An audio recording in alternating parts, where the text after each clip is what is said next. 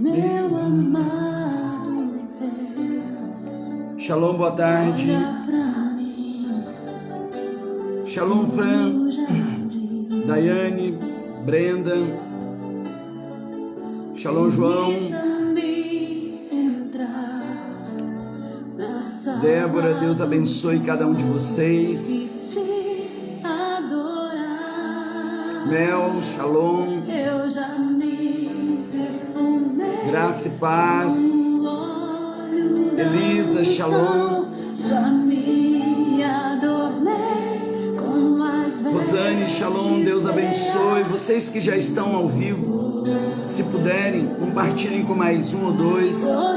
Hoje nós vamos iniciar uma série tremenda, nos preparando para esse tempo tão profético, o tempo de Purim. Shalom, Anne, Shalom, Eliana.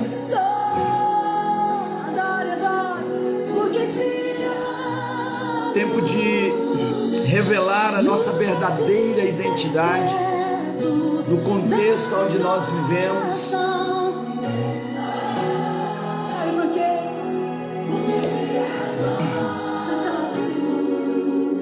Estenda pra mim teu Shalom, Mari. cetro de amor ao som do meu louvor. Obrigada, Pai. Regina, Quero ser boa tarde, Shalom a todos. coração do Pai. Se você puder, compartilhe com mais 2 ou 3 dos seus contatos. Ao longo dessa semana, nós vamos estar trazendo à luz do livro de Esther, dessa história de Purim, a verdadeira identidade da igreja, nossa identidade como herdeiros da promessa, libertadores, construtores de um novo propósito. Sermos um vaso nas mãos de Deus, preparadores de caminho, um ramo frutífero, escolhidos do Senhor, sacerdócio real, vencedores. Nós precisamos resgatar essa verdadeira identidade, porque é na identidade que nós verdadeiramente fluímos no propósito. Amém. Solange, bom dia, boa tarde. Afonso, boa tarde. No jardim secreto da adoração. Aleluia.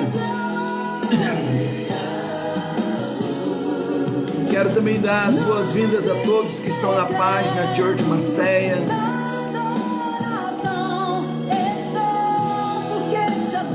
Ontem foi sobrenatural, a glória de Deus nos envolveu de uma forma maravilhosa.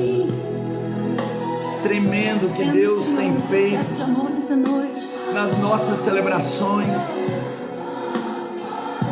Sim, Pai, quero ser irresistível ao teu coração, no jardim secreto da adoração.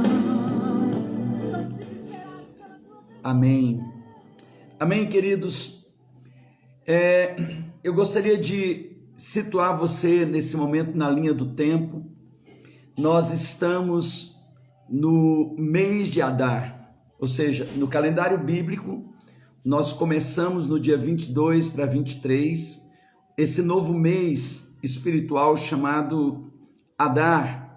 Adar, ele marca exatamente o último mês do calendário bíblico, ou seja, o 12º mês do calendário bíblico. De 3 em 3 anos, para ajustar o calendário, nós temos Adar 1 e Adar 2, que são os anos que nós chamamos de anos gravídicos ou embolísticos, anos muito proféticos. E esse ano nós estamos entrando em Adar, e lembrando que o mês de Adar, ele marca um evento muito importante na vida do povo de Deus, e é exatamente no mês de Adar, no dia 13 para 14 de Adar, que nós temos a celebração da festa de Purim. E a festa de Purim, ela marca essa mudança de sorte.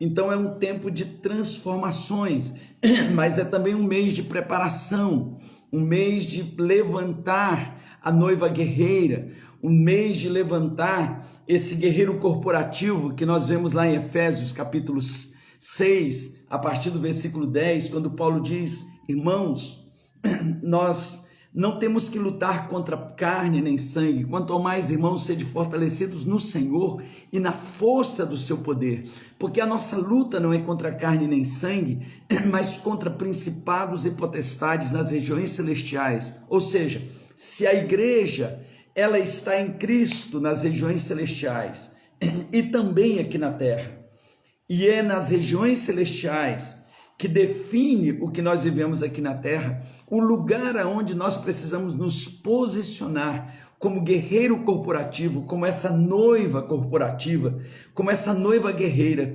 são nas regiões celestiais, entendendo que nós não temos que lutar contra carne nem sangue, e nos revestindo, e ele diz, portanto, revestivos de toda a armadura de Deus, para que possam permanecer firmes, ou seja, nós precisamos permanecer firmes, inabaláveis, e depois de vencermos todas as coisas, não cairmos.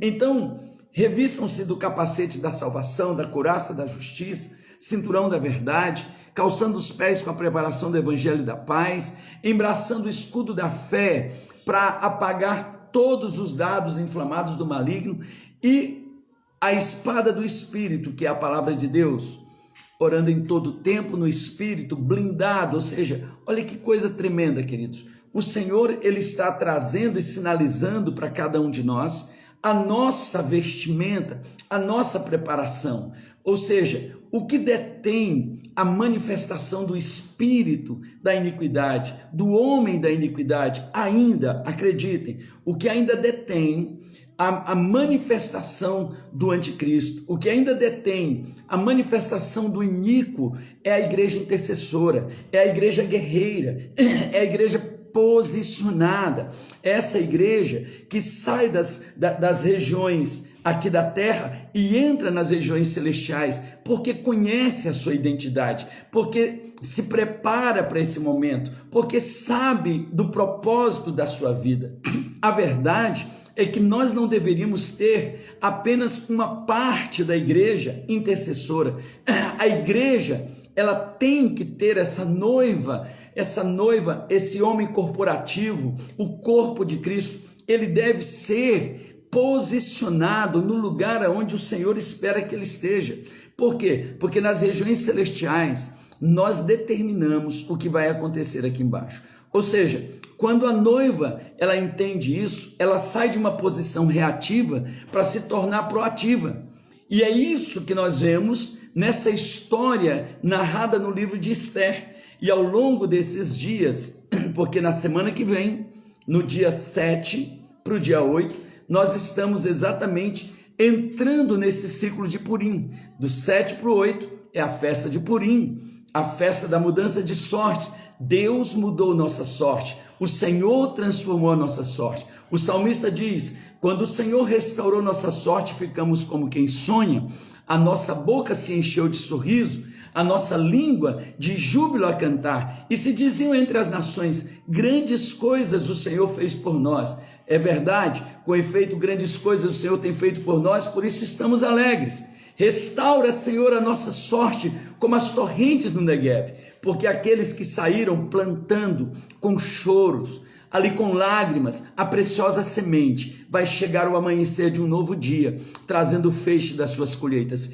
Então entenda que esse momento em que Deus está nos chamando para nos posicionar, talvez seja um momento de gerar no choro, de gerar ali gemendo, de gerar, porque esse gerar, ele vem com dores de partos, mas acredite, vai nascer a glória de Deus, vai nascer o avivamento, vai nascer algo poderoso que vai mudar a nossa geração. E é assim que nós entendemos esse processo todo. Quando nós olhamos o livro de Esther e olhamos o que temos vivido nesses dias, nós percebemos claramente que isso se repete nos dias de hoje, que todo o processo se repete nos dias de hoje. Por quê? Porque Satanás, o nosso adversário, ele anda ao nosso derredor como um leão, rugindo, pronto para tragar. E ele o tempo todo, Paulo diz que nós não podemos, a gente não pode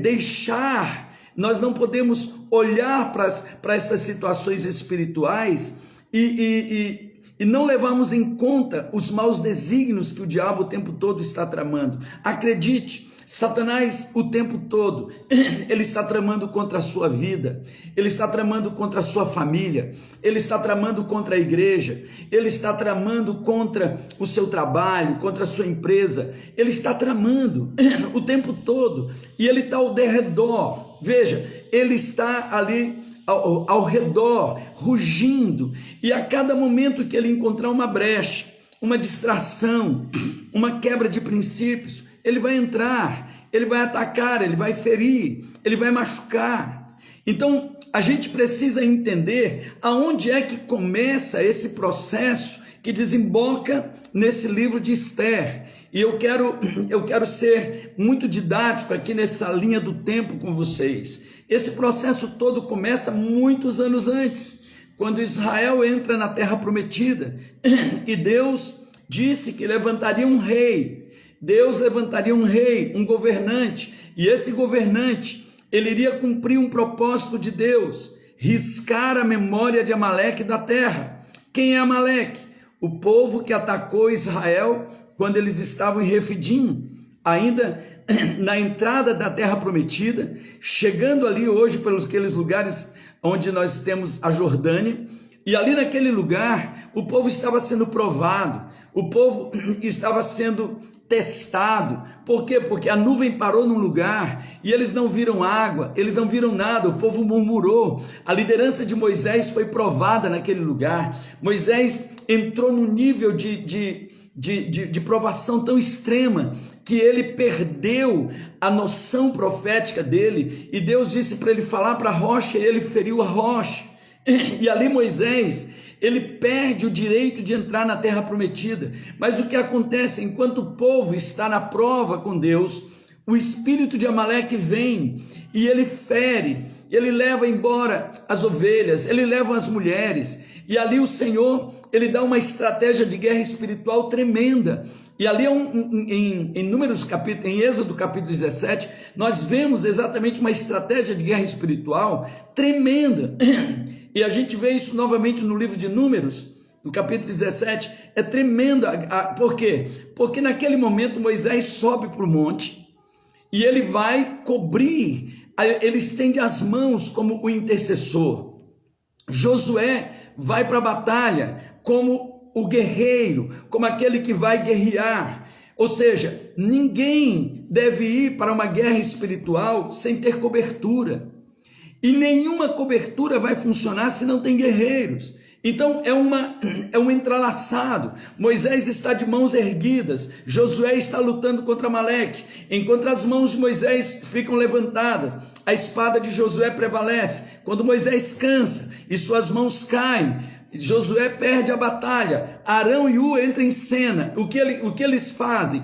Eles plantam a honra, porque eles entendem, Deus tem princípios e ele não quebra. Então naquele momento Arão e Ur não vai levantar as mãos no lugar de Moisés, eles dão descanso para Moisés, e um segura a mão do lado direito, o outro da mão do lado esquerdo de Moisés, e ali Josué prevalece naquela batalha. Entenda, esse é um compêndio de batalha espiritual para nós nesses dias. Muitas vezes a igreja tem perdido, porque tem aqueles que estão levantando as mãos, mas não tem um guerreiro lá embaixo. Ou tem o guerreiro lá embaixo que sai para a guerra sem comunicar a sua cobertura para estar intercedendo por ele. Alguém tem que estar no monte de mãos erguidas, e alguém tem que estar no fronte de batalha com a espada na mão. E é esse conjunto que traz a vitória. Então, olha que coisa tremenda. Mas o que Deus diz quando termina aquela batalha? Eu vou riscar Amaleque, a memória de Amaleque da face da terra. Quando Saul foi levantado como rei, o Senhor deu para ele essa missão. Saul vai lá e guerreia contra Amaleque, destrói todos, não traz nada de lá. Saul foi lá, e quando ele voltou, ele trouxe o rei Agag e o melhor de Amaleque, e foi oferecer para Deus, e ele foi tentar oferecer isso para Deus. E aí Samuel chega para Saul e diz: Saul, você por acaso acha que Deus está interessado no seu sacrifício? O que Deus está interessado é na sua obediência. A desobediência de Saul poupou Agag, e essa foi a brecha onde o diabo entrou. E o reino espiritual, ele não trabalha no meu tempo e no seu tempo, ele está na eternidade. Então para o diabo, 500 anos é como hoje, 600 anos é como hoje, uma semana. Tem coisas que você abriu legalidade há 10 anos, mas no reino espiritual é como hoje. Então acredite, aonde tem uma legalidade ele entra lá atrás, ele entra lá nos seus descendentes. Por isso que muitas vezes você está sofrendo nos dias de hoje ataques de coisas que vieram lá de trás, às vezes dos seus familiares, às vezes daqueles que foram os seus mentores, as suas coberturas, ou até mesmo da sua vida. Às vezes os seus filhos estão sofrendo ou vão sofrer coisas que você abriu hoje. Então, escute, a santidade, ela diz respeito não ao que eu faço ou deixo de fazer, mas uma mudança de mentalidade, onde eu descubro a minha identidade para que eu cumpra o propósito de Deus sem sair dele. Então é isso que a gente precisa entender. Aparentemente Saul estava fazendo uma coisa certa, aparentemente Saul estava fazendo uma grande festa. Olha, eu trouxe ovelhas, eu trouxe bois, eu trouxe ofertas, mas o que Saul estava fazendo naquele momento era quebrando um princípio de obediência, e quando ele quebrou o princípio de obediência, ele abre uma legalidade. Aí nós olhamos quase 5, 6 séculos para frente. Agora Judá está no cativeiro babilônico, e nesse tempo, quem está reinando, mais ou menos pelo ano 483 a.C., é Xerxes, também chamado de Assuero. Então, no reinado de Assuero, acontece um processo. Um homem chamado Amã, guarde esse nome, Amã, um homem chamado Amã, ele é levantado naquele reino como uma autoridade. Ele é sutil, ele é sagaz, como o diabo. E ele tem um propósito no coração dele. E qual é o propósito do coração dele? Destruir o povo que não destruiu o povo dele. Porque Amã é um descendente do rei Agag. Se você olhar no livro de Esther, Amã, o Agagita, o filho de Agag, o homem que Saul poupou e que Deus disse que deveria riscar. Agora o que está acontecendo? Agora ele tem autoridade, agora ele tem oportunidade, agora ele tem tudo nas mãos, e ele comprou o direito de destruir o povo de Deus. Olha que interessante, é nesse contexto, Satanás, quando ele arruma uma legalidade, ele vai até o fim. Por quê? Porque ele tem um ódio principalmente do povo de Deus, ele tem um ódio da sua família. Acredite, se Satanás puder ferir a sua família, ele vai ferir. E não é que ele está interessado em outras famílias já estão nas mãos dele. Ele está interessado nas famílias do povo de Deus, ele está interessado em envergonhar o nome do povo de Deus, ele está interessado em ferir a família da igreja, ele está interessado em ferir aquilo que deveria estar guardado, mas que a gente abre legalidade, muitas vezes pelo adultério, muitas vezes pela prostituição, muitas vezes pelo sexo fora do casamento, pelo roubo, pela mentira, pelo engano, por todos os níveis de desavença. Quais são as legalidades que têm sido abertas na sua vida? E é isso que você precisa entender, porque o livro de Esther é uma oportunidade que Deus nos dá para a gente fechar legalidades, para nós nos arrependermos, para nós entrarmos num tempo de restabelecer a nossa identidade. Agora também, esse livro, ele marca também outra coisa tremenda: Deus sempre trabalha com seu remanescente, e o propósito de Deus não pode ser frustrado. O diabo agora tem um direito de fazer toda aquela situação a mãe está trabalhando, o povo não está sabendo, mas Deus está sabendo, Deus está olhando todas essas coisas. E eu quero lhe dar uma palavra: mesmo o diabo estando tramando coisas que você não saiba, mesmo que nesse momento lá nos terreiros de macumbaria estão sendo feitos sacrifícios para destruir sua vida, destruir seu casamento, destruir a sua história, mesmo que nesse momento estejam pagando ofertas terríveis para demônios atacar a sua vida, entenda, você pode não estar sabendo, mas o Deus que te salvou, o Deus que te amou, o Deus que te chamou, Ele está vendo tudo isso, Ele sabe tudo isso, e Ele vai gerar um meio para que o livramento chegue para a sua vida. É nesse contexto que começa um processo. Qual é o processo?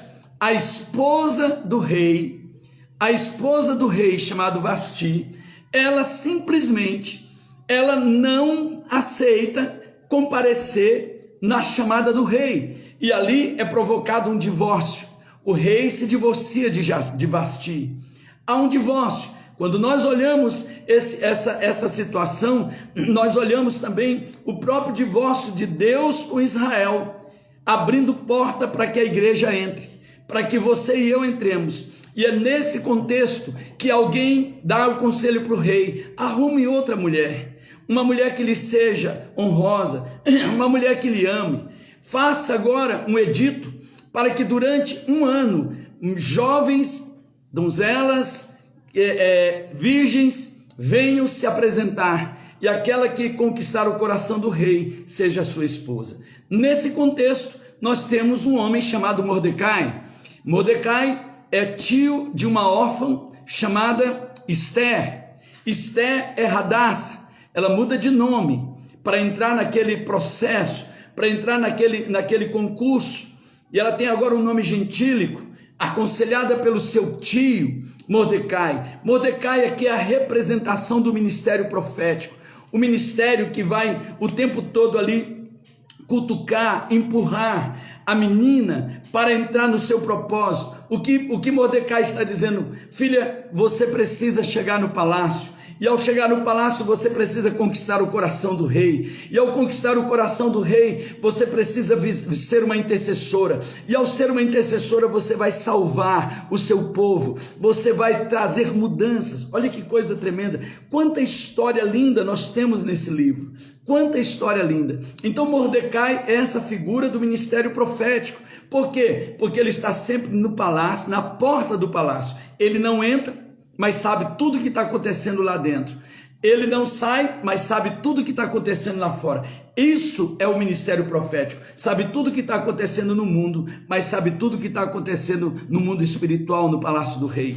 Ele está atento, ele está ligado. E qual é a função dele? A função dele é instigar a menina que está no palácio, instigar a igreja, essa menina que precisa resgatar a sua identidade, que precisa entender qual é o propósito de Deus para a vida dela, que precisa ser despertada, que precisa entender que ela nasceu para esse propósito, e se ela não cumprir esse propósito, Deus coloca outra pessoa. A gente precisa estar atentos, exatamente isso. A igreja precisa entender, porque Esther, em algum momento, ela gostou do palácio, mas nós não temos que gostar do palácio, a gente precisa gostar da intimidade do rei. Muita gente gosta de estar no prédio da igreja, gosta de estar no ambiente da igreja, mas muito mais do que isso, você foi chamado, e acredite nisso, para ter intimidade com o Rei dos Reis, com o Senhor dos Senhores. Essa é a nossa chamada, a nossa verdadeira chamada é correr todos os riscos, mas estar aos pés do rei, estar derramada nele, estar com ele, estar comendo com ele, estar se banqueteando com ele. É nós que precisamos ter essa disposição de correr para a presença dele. Uau, isso é tremendo. Então, tudo isso nós temos aqui dentro dessa situação do livro de Esther. Então o rei, aqui ele representa Jesus, Yeshua, aquele que tem autoridade para mudar todas as coisas. Então escute algo que eu quero lhe dizer nessa tarde, na introdução dessa nossa caminhada. Essa festa, ela não é uma festa qualquer, porque ela representa o que nós vivemos nos dias de hoje, uma grande guerra. E se nós não ficarmos atentos, os principados e potestades que têm trabalhado incansavelmente para destruir o projeto de Deus, para destruir a família, para destruir os seus filhos na escola, para destruir as suas gerações, já tem data marcada, ele já tem data marcada para isso. Então a gente precisa estar atento, a gente precisa se movimentar, porque só um movimento claro da igreja pode deter o avanço de Amã. Outra coisa, o livro de Esther é o único livro que você não vai ver em nenhum momento o nome de Deus, mas o que você não vai deixar de perceber é a soberania de Deus relatada em todo o acontecimento do livro de Esther. Então, é essa introdução que eu trago hoje para vocês, para que você entenda e se prepare para esse momento que nós estamos vivendo. Semana que vem, nós vamos entrar no jejum de Esther, são 3 dias. Aqueles que entenderem essa chamada, nós vamos entrar a partir de segunda-feira, segunda, terça e quarta, e por 3 dias. E aqui eu quero dizer para você, o jejum de Esther não é um jejum parcial. Então veja, se você quer entrar no jejum de Esther, se prepare, já comece a se preparar, porque é um jejum de 3 dias só com água, é um jejum de 3 dias só com líquidos, é um jejum realmente para entrar na presença do Senhor, para trazer mudanças. Você precisa começar a perceber o que está em risco na sua casa, o que tem estado em risco, o que você tem visto que está colocando em risco sua família, seus filhos, sua vida, seus negócios, a sua mudança, o que está colocando em risco. E aí você vai entender que só a conquista do rei, para mudar, para colocar um decreto maior, pode transformar todas essas coisas. Então, nós vamos nos preparar durante todo esse tempo, para que a gente possa perceber que a chamada de Deus para nós, é para nós entrarmos no reino do Espírito, é para nós entrarmos nas regiões celestiais,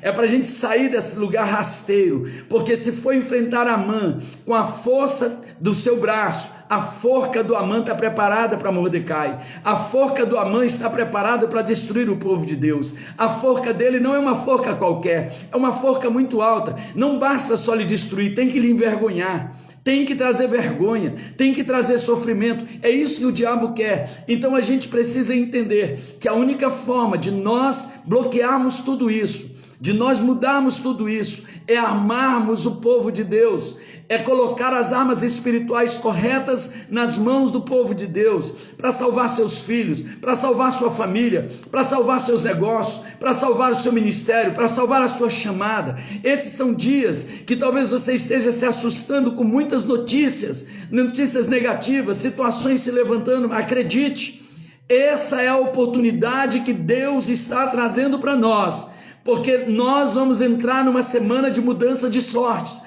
Nós vamos nos preparar para entrar na presença do Senhor, e nós estaremos aqui diariamente para trazer para você a direção profética. E como Mordecai, eu quero ser um instrumento de Deus para despertar o seu coração, para que você não perca a identidade de Deus e a chamada de Deus para a sua vida. E é isso que me motiva e que me mobiliza a estar aqui. E eu quero que você, nesses dias, não só venha, traga outras pessoas que você ama, traga gente que nesse momento perdeu a esperança, perdeu a força, perdeu a alegria. O texto está no livro de Esther inteiro, todo o livro de Esther narra essa história que eu estou contando, e à medida que nós formos passando diariamente, nós vamos ver passo a passo. Leiam o livro de Esther, leiam agora com essa convicção, com essa revelação. Esther é a menina, a igreja. O rei é Jesus. Amã é a figura do ministério. Amã é a figura do diabo que veio roubar, matar e destruir. Mordecai é a figura do ministério profético, o despertador da menina. Aquele é o Gai, o que prepara a menina para o encontro, é o Espírito Santo. Você vai ver coisas tremendas.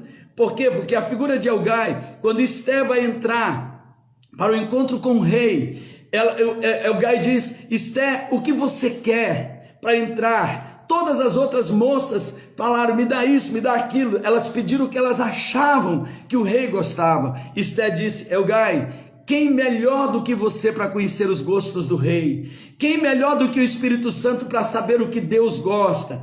E ela diz: eu prefiro que você escolha o que eu devo entrar. E quando ela entra, ela é aceita pelo rei. Olha que quanta figura linda. Ela pede para Hegai, sabe por quê? Porque ela entende, quem mais conhece o rei do que o mordomo do rei, do que o eunuco do rei? Quem mais conhece os gostos do rei do que Hegai? Quem é que mais conhece a vontade de Jesus do que o Espírito Santo? Quem mais conhece? Então você precisa entender que o que está em jogo aqui é saber a vontade dele. Quando nós entramos na vontade dele, que é boa, perfeita e agradável, nós vamos experimentar o melhor de Deus para as nossas vidas. Quantos estão entendendo? Diga glória a Deus. Amém, queridos?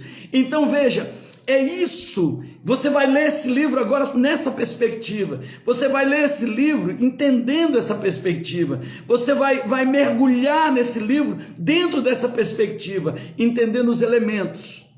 Cada elemento ali colocado. Você vai perceber que nesses dias o povo de Deus é Israel. Mas hoje a menina é a igreja. E o diabo, ele se levanta para tentar destruir.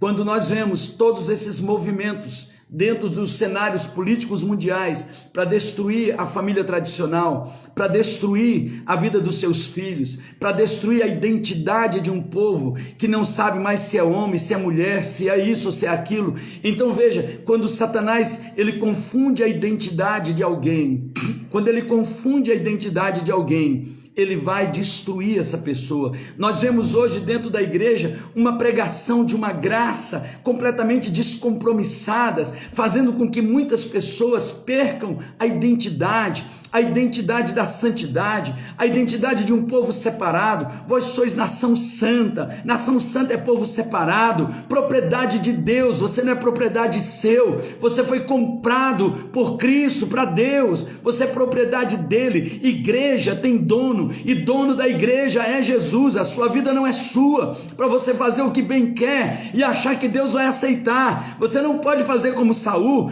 trazer o que você quiser lá de Amaleque e apresentar para Deus.